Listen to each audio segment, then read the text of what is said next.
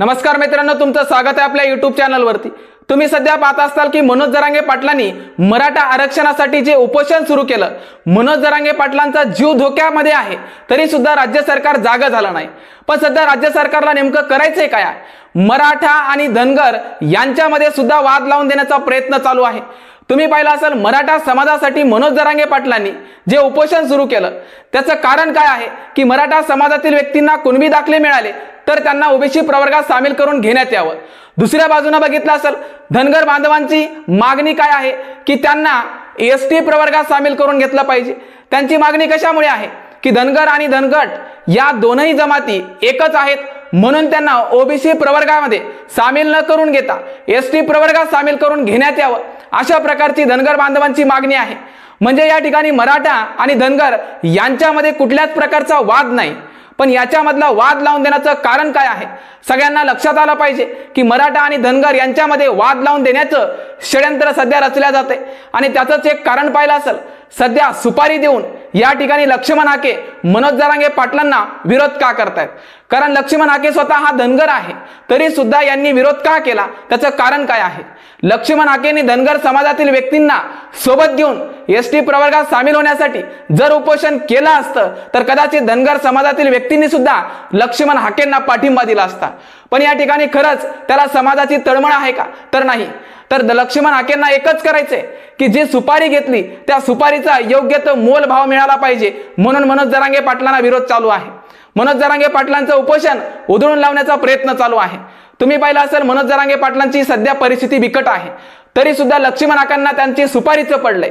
तुम्ही पाहिलं असेल, दोघांमधला वाद लावून देण्याचा प्रयत्न का होतोय?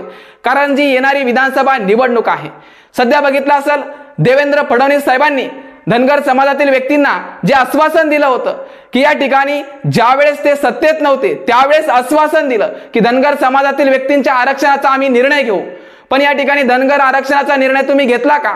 दुसरी गोष्ट बघितलं असेल, मराठा समाजातील व्यक्तींना सुद्धा आश्वासन दिलं, अधिसूचना जारी काढली आणि अधिसूचनेला कुठल्याही प्रकारची अंमलबजावणी नाही केली आणि सगळे शहराचा निर्णय नाही दिला। म्हणजे या ठिकाणी मनोज जरांगे पाटलांची मागणी पूर्ण केली नाही। दुसऱ्या बाजूने बघितलं असेल, धनगर समाजातील व्यक्तींची मागणी पूर्ण केली नाही। त्यांना माहिती आहे मराठा आणि धनगर हे दोन्ही जमात जर एकत्रित आल्या, दोन्ही समाज एकत्रित आला तर 100% राजकारणातील सत्ता उलटून टाकल्याशिवाय राहणार नाहीत।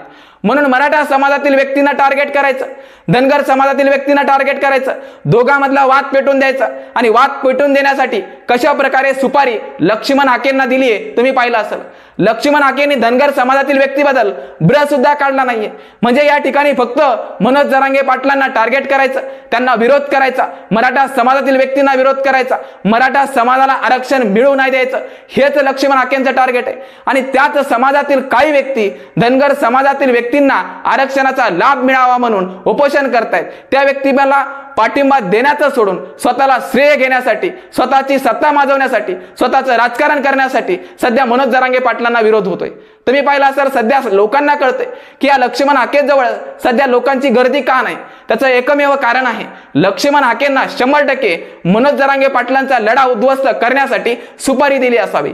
कारण धनगर समाजातील व्यक्तींची मागणी काय आहे, मराठा समाजातील व्यक्तींची मागणी काय आहे, दोघांच्या मागणीला कुठल्याही प्रकारचा बघितला असेल या ठिकाणी परस्पर संबंध नाही, म्हणजे एकमेकांना विरोध नाही। पण ते विरोध दाखवण्यासाठी लक्ष्मण हाके दोघांमध्ये वाद लावून देतील आणि धनगर मराठा समाजातील व्यक्तींचा वाद पेटवण्याचा प्रयत्न करतील। पण दोन्ही समाजातील व्यक्तींना समजून घेतलं पाहिजे, धनगर समाजातील व्यक्तींची मागणी वेगळी आहे, मराठा समाजातील व्यक्तींची मागणी वेगळी आहे। दोघांचा या ठिकाणी परस्पर संबंध कुठेही येत नाही, तरी सुद्धा या दोघांमध्ये वाद पेटवण्याचा प्रयत्न सध्या सत्ताधारी व्यक्ती करतायत। त्यातले त्यात पाहिलं असेल, देवेंद्र फडणवीस साहेबांनी धनगर समाजातील व्यक्तींना आश्वासन दिलं, या ठिकाणी एकनाथ शिंदे साहेबांनी मराठा समाजातील व्यक्तींना आश्वासन दिलं। म्हणजे या ठिकाणी सत्तेतील व्यक्तींनी दोघांनाही आश्वासन दिलं आणि दोघांनाही धोक्यात ठेवण्याचा प्रयत्न सध्या तुम्ही करत आहात, एवढं लक्षात ठेवा। म्हणजे या ठिकाणी जर तुम्हाला या मागण्या पूर्ण करण्याचं तयारीत नसेल तर या लोकांना तुम्ही पहिल्या सुरुवातीला आश्वासन का दिलं? तुम्हाला या दोघांना समाजातील लोकांना धोका द्यायचा होता का? दोघांनाही या ठिकाणी झोपेत ठेवून तुम्ही धोंडा मांडल्यासारखं झाले। म्हणजे या ठिकाणी दोघांना आश्वासन दिले, पण त्या आश्वासनाची पूर्ती अजून सुद्धा तुम्ही केली नाही। दोन्ही समाजातील व्यक्तींना परत परत उपोषण करण्याची गरज का पडते? मनोज जरांगे पाटलांना सध्याचा स्वतःचा जीव धोक्यात ठेवून उपोषण करण्याची गरज का पडते? कारण ते जर तुम्ही आश्वासन दिलेलं आहे ते आश्वासन जर तुम्ही पूर्ण केलं तर या लोकांना उपोषण करण्याची गरज पडणार नाही आणि अशा प्रकारे सुपारीबाज लोकांना तुम्हाला पुढे आणण्याची गरज पडणार नाही. लक्ष्मण हाकेनं एकच ठरवलंय की मनोज जरांगे पाटलांना टार्गेट करायचं, धनगर समाजातील व्यक्तींना पेटवून द्यायचं. दोघांमधला वाद पेटला तर सत्ताधारी व्यक्तींची पोळी भाजेल आणि आपली सुपारी जी आहे ती आपल्या पणाला लागेल. म्हणजे या ठिकाणी एकमेव कारण आहे, त्यांना समजलं पाहिजे, दोनही समाजातील व्यक्तींना समजलं पाहिजे, धनगर समाज असो की मराठा समाज असो, या दोघांची जी मागणी आहे या दोघांनाही कुठल्याही प्रकारचा परस्पर संबंध नाही, पण तो संबंध जोडण्याचा प्रयत्न हा लक्ष्मण हाके करतोय आणि दोघांमधला वाद पेटवण्याचा प्रयत्न करतोय. धनगर समाज असो की मराठा समाज असो ही लढवया जमात आहे आणि या लढवया जमातीला जर एकमेकांमध्ये भांडणामध्ये गुंतून टाकलं तर 100% सत्तेतील पोळी भाजून निघेल, एवढंच त्यांना करायचं आहे. सध्या लक्ष्मण हाके धनगर समाजातील व्यक्तींच्या मागणीवर कुठल्याही प्रकारचा शब्द काढत नाहीये, फक्त या ठिकाणी त्यांना मराठा समाजातील व्यक्तींना विरोध करायचा आहे. आणि ओबीसी प्रवर्गातील व्यक्तींनी सुद्धा ओळखायला पाहिजे की मनोज जरांगे पाटलांनी धनाढ्य श्रीमंत लोकांसाठी मागणी नाही केली, तर गोरगरीब जनतेसाठी मराठा आरक्षणाची मागणी केली. त्यांनी सुद्धा ओळखायला पाहिजे, ज्यावेळेस एखादा व्यक्ती सामाजिक असो आर्थिकदृष्ट्या असो जर मागास ठरत असेल आणि त्या व्यक्तीला खरंच आरक्षणाची गरज असेल तर त्या व्यक्तीला आरक्षणापासून कशा प्रकारे हिरून घेणार तुम्ही?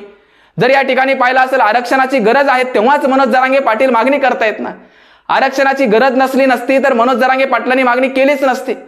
मनोज जरांगे पाटलांना 100% माहिती झालंय की मराठा समाजातील व्यक्तींचे मुलं आहेत ते शैक्षणिक दृष्ट्या या ठिकाणी मागास ठरतायत, त्यांना कुठल्याही शैक्षणिक सुविधा उपलब्ध होत नाहीयेत, त्यांना कुठल्याही नोकरीमध्ये सहभाग मिळत नाहीये. त्यांचा सहभाग वाढवण्यासाठी मनोज जरांगे पाटलांनी उपोषण उभं केलंय. धनगर समाजातील व्यक्तींनी सुद्धा उपोषण का केलंय? कारण त्यांना एसटी प्रवर्गात सामील करून घ्यायचं आहे. अशा प्रकारच्या मागण्या आहेत आणि या मागण्या वेगवेगळ्या आहेत, तरी सुद्धा लक्ष्मण हाके या दोन समाजामधला वाद पेटवून देण्याचा प्रयत्न करत आहे. धनगर समाजातील व्यक्ती असो की मराठा समाजातील व्यक्ती असो, दोघांमधला वाद पेटवून न देता आपल्या शिक्षणाचा चांगल्या प्रकारे उपयोग करा, आपल्या महत्त्वाच्या मागण्या ज्या आहेत ते ओळखा आणि एकमेकातला वाद थांबवा. हा वाद वाढवण्याचा प्रयत्न लक्ष्मण हाके सारखे सुपारीबाज करत आहेत. त्यांना ओळखा आणि त्यांना जागीच आपण प्रत्युत्तर दिलं पाहिजे. एवढंच करण्यासाठी तुमच्या समोर आलो. कारण तुम्ही पाहिला असेल ओबीसी प्रवर्ग असो की मराठा समाज असो, दुसरीकडे पाहिला असेल धनगर समाज असो, यांच्यामध्ये फक्त आणि फक्त वाद पेटून देण्याचा प्रयत्न हे सत्ताधारी व्यक्ती करतायत आणि स्वतःची पोळी भाजून देण्याचा प्रयत्न करतायत.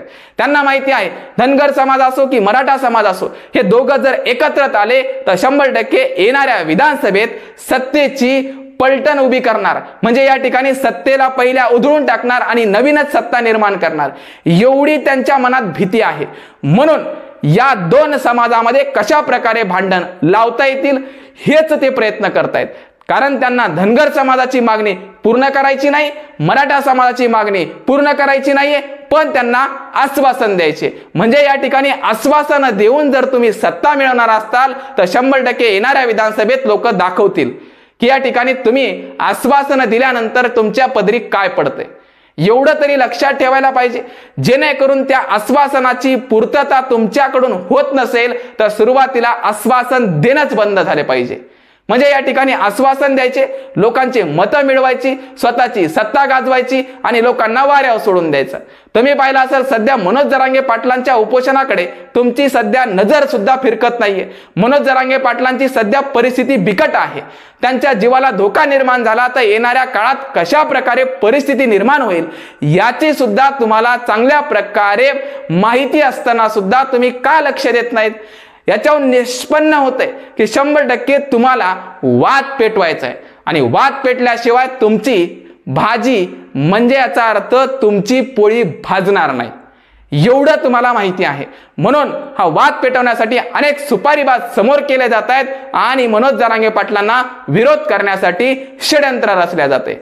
हेच सांगण्यासाठी तुमच्या समोर आलो, कारण प्रत्येक समाजातील व्यक्ती हा जागृत झाला पाहिजे. त्यांना कळालं पाहिजे खरंच आपल्या समाजासाठी कोण लढतोय आणि खरंच दोन समाजामध्ये वाद कोण लावून देते. ठीक आहे, तर थांबतो. धन्यवाद.